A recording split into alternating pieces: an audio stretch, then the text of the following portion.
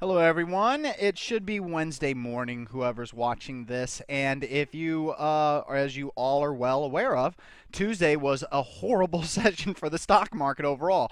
What's funny is that it's really the first outside the average true range of price action, I'd say going back to like April back here that you can see in the chart. It's more noticeable on an arithmetic chart pattern. I guess you could count that June day, but really today was just an uncharacteristic day. And if so basically going in today, I thought that the market was easily trending higher. Yeah, there was some issues, but I wasn't too concerned. After today, our model is no longer neutral. The Russell 2000 has switched to a sell mode. The New York Stock Exchange, as you can see here, has switched to a sell mode. S&P 500 has switched to a sell mode. The Dow Jones Industrial Average was basically already under a sell mode. And then the NASDAQ is just inches away from being under a sell mode. The gap down and then not filling in the gap at all and then closing near the low of the day, that's just bad. And even though volume was below average or just at average on the NASDAQ, today was just bad, bad, bad. And I have a lot of sells.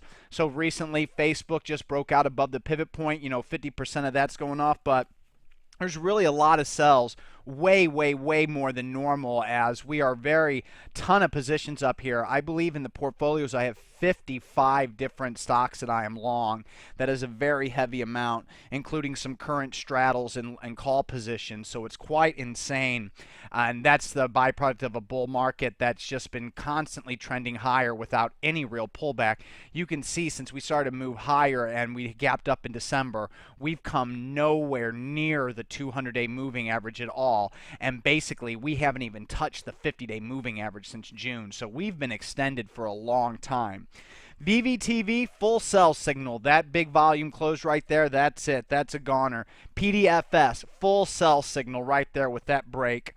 VMW, full sell signal right there.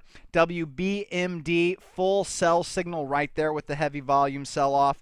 And then really, we got RVLT is going to be a 25% sell. WDC is going to be a 25% sell. You can increase all of these up to 50%. My 50% sells like VNDA, 75%. And I think that that's what I want to do. OCN here, reversing that kind of breakout attempt, that's a 25% sell. EVR is a 50% sell. That's a pretty big reversal, even though it's on lower volume.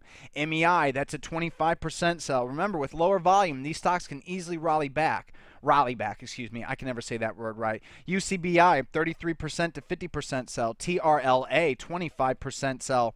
Facebook, 50% sell on my M. MATX is a 25% sell.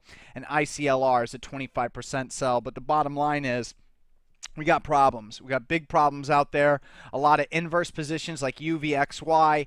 TVIX are starting to move higher on larger volume. We got SPXS. You can see that kind of like, and you can notice that the lows, basically the consolidation pattern leading to these pocket pivot point buy signals is very tight. So I don't think that we're in for a little to me, I think it's going to kind of get ugly, I think, on the very short term. I mean, I'm wrong. I'm prepared for everything. Just to let you guys know, on August 15th, one of the most shocking and out of the blue things that ever happened in my life happened. However, hindsight, you can clearly see things are going wrong, and you can see in hindsight that, oh my God, we had all the warning signals. I had all the warning signals before this horrible event on August 15th happened, yet it happened, and it was like a black swan event for me. The truth is, we got warning signals, and that's when you look at your warning signals with leading stocks. Look at Morgan Stanley start to crack, look at Goldman Sachs start to crack, look at Bank of America start to crack. You start to look at your leaders like Microsoft, Google, you can see it rolling over, Amazon.com, LinkedIn to see how it's acting, and it's still holding up, Facebook. So you can get a big tell by looking at the leaders. INVN, so I took off all my buy stops, but I still have it for INDM and FLDM. FLDM, INVN, I still have buy stops on those. But overall, the key here is I want to get more short. So another 5% of my account is going to go this time into the TWM position, and this will be getting me right around 20% of my accounts short. And with the leveraged ETFs, that's really like being 60% short.